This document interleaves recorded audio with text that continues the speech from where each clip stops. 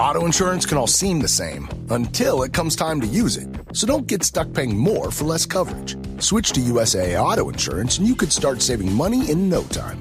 Get a quote today. Restrictions apply. USAA. Hilton brings you new ways to stay. With experiences that let you capture the glory days. Introducing the Graduate Hotels. Each inspired by local college towns, these stays are always original and never boring. Get in touch with traditions all across the country and enjoy a stay that's a class above the rest. Book at Graduate Hotels with Hilton Honors Points at Hilton.com. It's a win-win. Hilton, for the stay. Halliday presents, in the red corner, the undisputed, undefeated Weed Whacker Guy. Champion of hurling grass and pollen everywhere. And in the blue corner, the challenger, extra strength Halliday. Eye drops that work all day to prevent the release of histamines that cause itchy allergy eyes. And the winner by knockout is Halliday. Halliday, bring it on. From the Fifth Quarter Studio in Madison, Wisconsin, you're listening to the Basketball Leadership Podcast. Here are your hosts, Steve Collins and Greg Berg. Hey, Coach. Welcome to the Basketball Leadership Podcast. I'm so excited you decided to join. Before we jump in, real quick, go over and check out Coach Berg's website, gberg.gumroad.com. It is awesome. You will not be disappointed. It's a little bit of everything. There's free resources over there with a preseason checklist, off-season playbook, all sorts of great things. Go over and check it out. All half of it's free. I should yell at him for all the free stuff he's giving away, but it's great. His team leader OS is awesome. So go over and check that out. Also, when you're there and you're thinking about it, go over and check out teachhoops.com for coaches who want to get better. You take that leadership, you take all the stuff that I have built over the last 30 years to build a nationally ranked team, to be nationally ranked, to win 3 state championships. Everything I have learned over the last 30 years is in teachhoops.com. Go over and check it out. I don't think you'll be disappointed. 14-day free trial. And let's head off to the podcast. Bye. All right. Welcome to the Basketball Leadership Podcast. Coach and I look a lot more rested. For those of you who are watching rather than listening, I'll tell you a story, Coach. I saw the track coach and the baseball coach in the hallway, and it's middle of their season right now. It's so funny. They're all like, "Oh, I'm on." I always do that with the football coach too. You can tell when you're in season and when you're out of season. Oh, right? Totally. It's just in the face.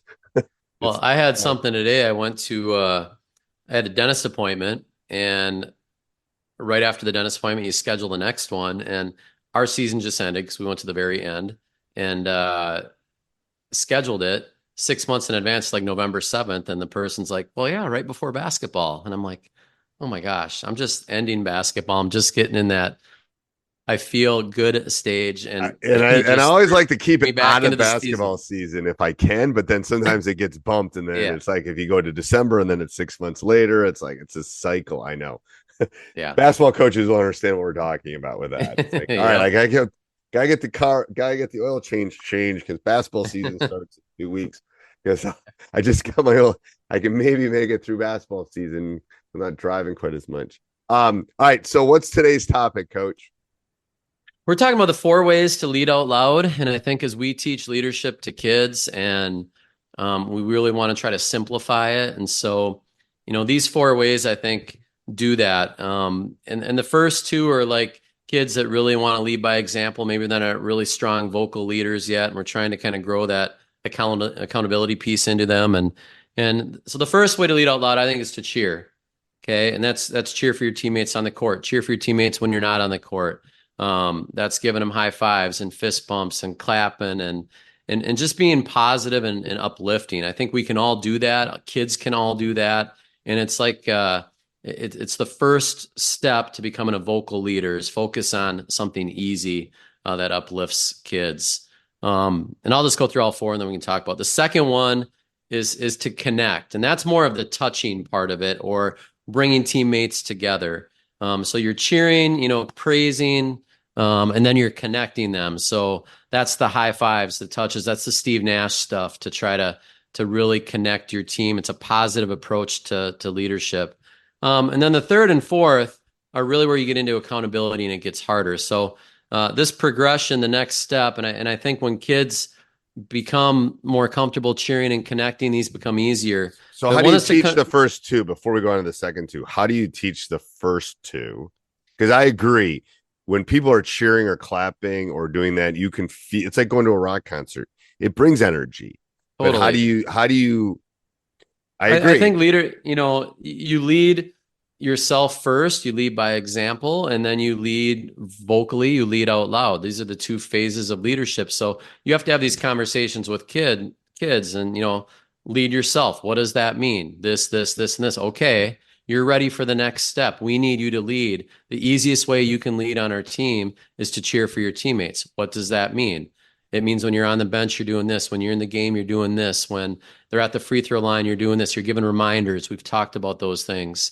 So you're guiding them through this process, and that's really what it is. It's a process. And you say, okay, the next one now is to connect. How do you connect your teammates in the locker room? How do you connect them on the court? How do you connect them outside of practice? And again, that's a verbal, vocal type of leadership. Then you can get into the accountability discussions. And the first one would be to confront teammates when they're doing things that are not helping the team. Confront them in the locker room, confront them outside of school, confront them on the court. It's probably easiest to confront them on the court because that's a comfort zone for kids. If they're not doing their part, that's a hard step, but it's an important step. And then that final one is just to challenge them, push them to be better, push them to give more, push them, encourage them to do more to help the team win. So I think those 4 C's are a good way to kind of give a progression of verbal, vocal leadership, leading out loud. Yeah, and I told you, I don't know if we talk about that example. I had this happen in a tournament game where one of my captains basically confronted a kid, was going to put him in the bench, said, "Coach, he ain't ready." 3 other kids jumped in, goes, "He ain't ready, coach." And I sat him back down and put someone else in because he was kind of walking. He wasn't focused. And it was a safe confront because he knew I was going to take the lead. But he knew that maybe I didn't see it either because I'm dealing with subs and timeouts and fouls and what are we running and and I told him after, I said that was perfect leadership because I trust you enough and you've been with me for 3 years that if you say something, I'm not I might not always agree with it, I might not always do it, but I hear you and I will take it very seriously. And in that situation it was like, okay, so I think you're right. Yeah, that confronting is easier on the court or in practice than it is maybe in the locker room. Yeah, and a safer way to do it is to say it to the coach, whether it's in front of the kid or not in front of the kid.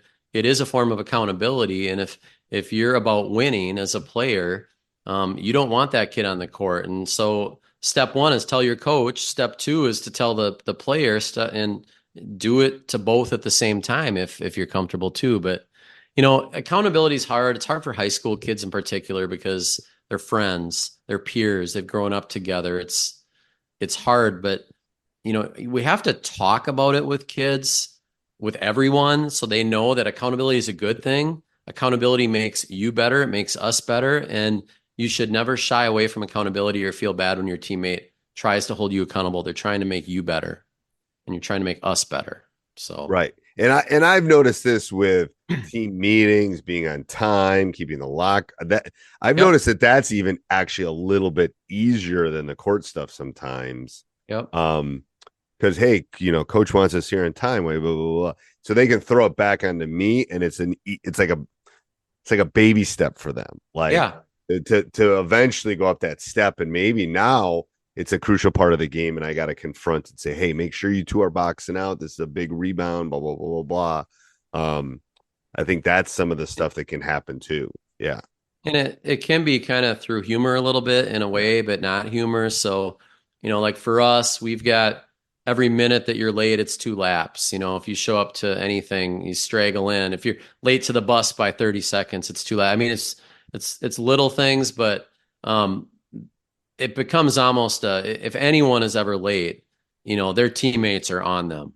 And that's like a safe way to do it because it's a rule, it's a program rule. Kids should know it. And they're kids like throwing their buddies under the bus, I'm right? telling you.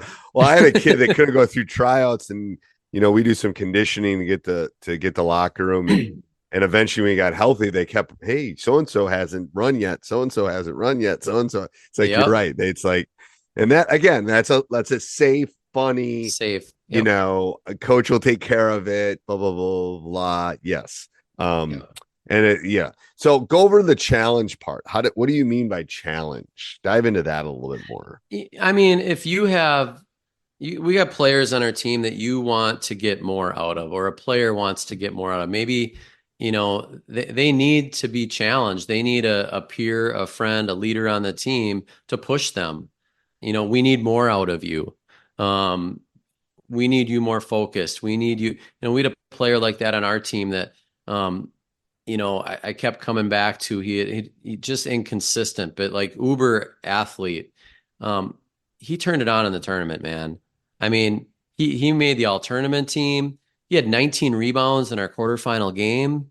I mean, the kid just like went all in, and some of that was he a senior? He's a senior, and kids challenging, kids put his teammates, his friends talked about how much we need him.